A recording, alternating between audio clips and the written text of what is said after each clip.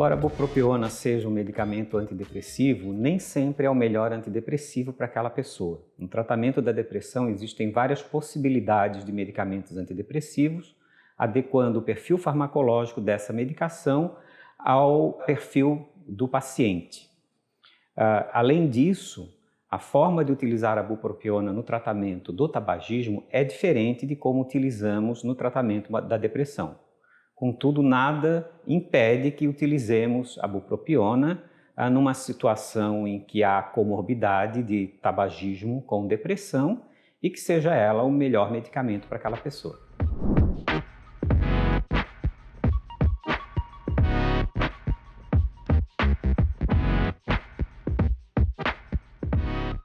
Primeiro, é importante lembrar que a bupropiona não é um ansiolítico, então não serve para o tratamento de transtorno de ansiedade. Para depressão, sim. Bom, como disse, a bupropiona ela é um antidepressivo, mas ela não é um ansiolítico, então não é a melhor escolha para um indivíduo que tenha um transtorno de ansiedade. Eventualmente, podem ser utilizados dois medicamentos no mesmo tratamento.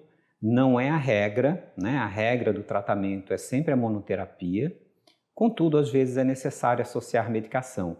Quando uma outra medicação, um outro antidepressivo, né? Ou a bupropiona for associada a um outro antidepressivo, é importante que este antidepressivo não tenha o mesmo mecanismo de ação da bupropiona, né? A lógica da associação de fármacos implica sempre em associar fármacos com mecanismos de ação diferentes.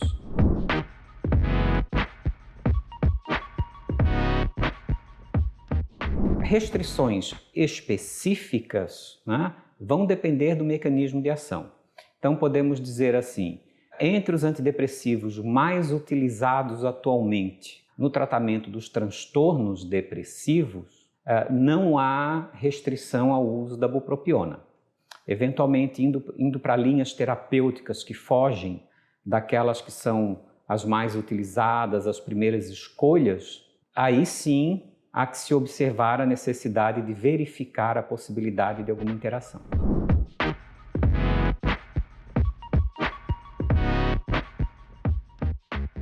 Bom, se a bupropiona não puder ser usada, uma opção de tratamento que faz parte da primeira linha terapêutica é o uso da reposição de nicotina, que pode ser feito com adesivos, com goma de mascar ou com pastilhas. Outras opções existem, mas já entram num tratamento que nós chamamos de segunda linha, como a clonidina e a nortriptilina, que também são, nortriptilina é um antidepressivo e clonidina é um antihipertensivo.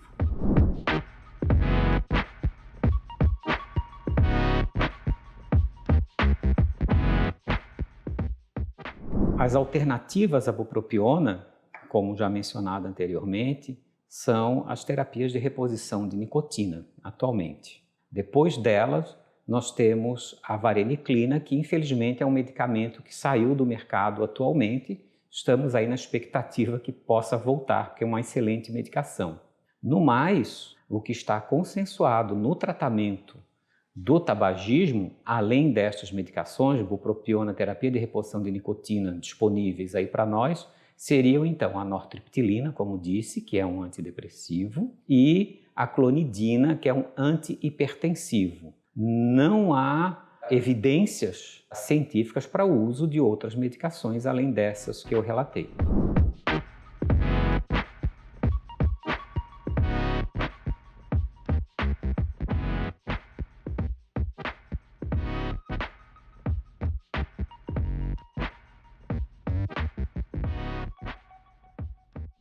Num caso como este, há que se investir na terapia de reposição de nicotina, sem dúvida alguma. Não havendo possibilidade do paciente participar do grupo de suporte, penso que se deve permitir, sim, que o paciente faça o tratamento em casa, buscando um familiar que possa acompanhar esse indivíduo para que ele use adequadamente a medicação, seja adesivo de nicotina, seja pastilha, seja a goma de mascar. Geralmente, em pacientes com esse tipo de comprometimento, o adesivo de nicotina acaba sendo mais prático.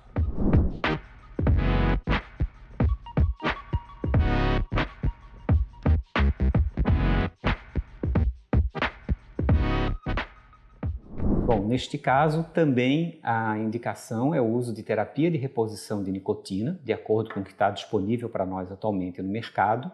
E há uma outra medicação que seria a clonidina. Clonidina é um antihipertensivo e não teria o risco de convulsão nesse paciente. E claro, sempre com suporte, um bom suporte terapêutico, acompanhamento também frequente, pelo menos no início, semanal, e busca de um suporte familiar. Isso é sempre relevante.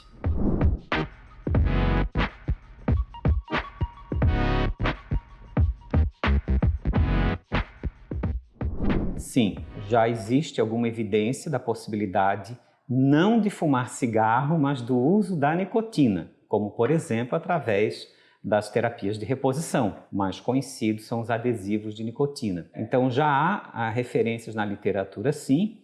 Eu vou deixar aqui para vocês o link, inclusive, de um trabalho onde vocês podem ler mais a esse respeito. Mas ainda há muito que se esclarecer sobre isso.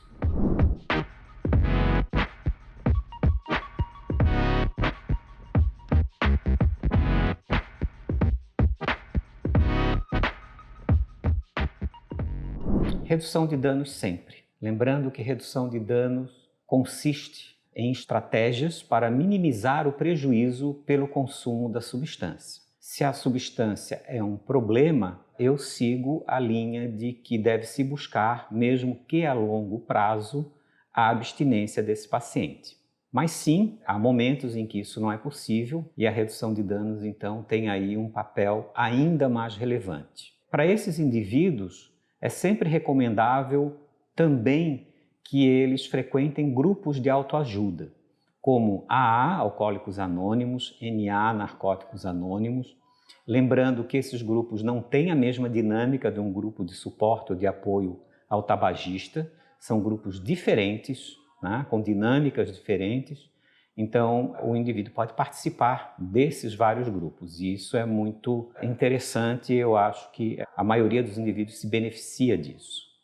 Com relação também a um indivíduo tabagista e usuário de múltiplas drogas, que é o caso que nos é apresentado aqui, é importante também que esse indivíduo seja esclarecido de que uma droga pode servir como gatilho para outra. Dada a associação que elas têm e que ele já adquiriu o hábito de usá-las, então quando ele beber um pouquinho, ele vai ter vontade de usar a cocaína, por exemplo. E quando usa a cocaína, às vezes usa também a bebida para baixar um pouquinho aquele high, né? Aquela euforia da cocaína e vice-versa. E assim acontece também na interação com outras substâncias. Então é importante que isso fique muito claro, que o indivíduo tenha consciência disso.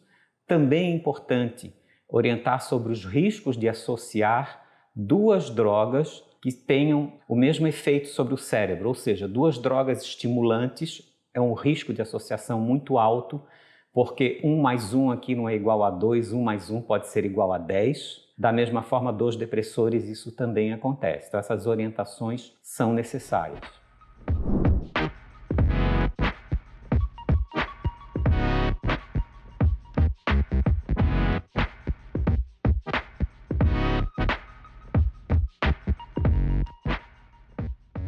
Não há evidências precisas com relação a estas equivalências. Contudo, considera-se que um palheiro, nas dimensões de um cigarro convencional, equivale a aproximadamente 6 cigarros.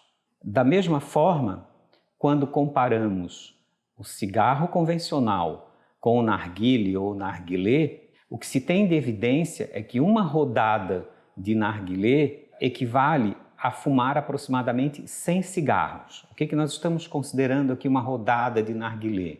Naquela quantidade tradicionalmente preparada do narguilé, que um grupo de pessoas se junta e vai fumando. Se o indivíduo ficar fumando sozinho ali, aquilo vai equivaler a aproximadamente uns 100 cigarros. Como ele está partilhando com outros, se ele estiver partilhando com 5, vai equivaler a cada um fumar uma carteira de cigarro, que seriam os 20 cigarros. O cigarro eletrônico, atualmente, existe em diferentes formatos, né? Nós estamos na 5ª geração de cigarros eletrônicos, em termos de sofisticação desse aparato para fumar nicotina. Lembrando que existe também o cigarro eletrônico para fumar THC, né, que é a maconha. Com relação à nicotina especificamente, então, o que nós sabemos? Que fumar um cigarro eletrônico equivale a fumar aproximadamente 15 a 20 cigarros convencionais. E aí, importante lembrar, com os mesmos prejuízos do cigarro convencional. A ideia de que o cigarro eletrônico seria uma forma menos prejudicial de uso ou de fumo da nicotina já caiu por terra, já está comprovado de que isto é um mito. O cigarro eletrônico pode causar tantos problemas ao nosso organismo quanto o cigarro convencional. Uma diferença que realmente existe e é verdadeira é que ao fumar um cigarro eletrônico se ingere menos produtos tóxicos do que quando se fuma um cigarro convencional. Contudo, estes produtos tóxicos encontrados no cigarro eletrônico são semelhantes ou são os mesmos que a gente também encontra no cigarro convencional, com a desvantagem que, pela forma de funcionamento deste aparato, que é o cigarro eletrônico, a produção dessas substâncias tóxicas chega a ser 40 vezes maior do que no fumo do cigarro convencional. Ou seja, fazendo as contas matemáticas aí, não há grande vantagem para o cigarro eletrônico. Além do que, a nicotina utilizada no cigarro eletrônico é uma nicotina numa forma diferente daquela do cigarro convencional, que ela chega ainda mais rápido ao cérebro e tem um efeito ainda mais intenso. E aí a gente tem dois dos parâmetros mais importantes para se definir o grau de dependência de uma droga. Eu não teria receio em dizer que o grau de dependência a partir do uso do cigarro eletrônico é maior do que a partir do uso do cigarro convencional. E não raramente esses indivíduos que tornam-se dependentes a partir do uso do cigarro eletrônico, eles passam a consumir também o cigarro convencional.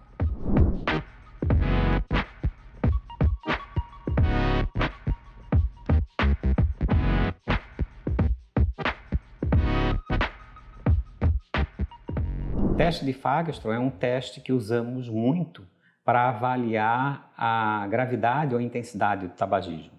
Se é um fumante leve, moderado ou pesado. Basicamente é isso que ele nos dá. E a partir desta classificação, então, a gente tem os indicativos para se usar este ou aquele produto, medicamento ou terapia de reposição de nicotina. Bom, com relação ao indivíduo que fume palheiro, uma possibilidade é a gente usar aquela relação, já comentada anteriormente, de um palheiro equivale a 6 cigarros. Fazendo essa equivalência, a gente vai adequar isso ao teste de Fagerström e escolher, no caso, como foi perguntado, a terapia de reposição de nicotina, mais adequada com relação ao valor que vai dar aí,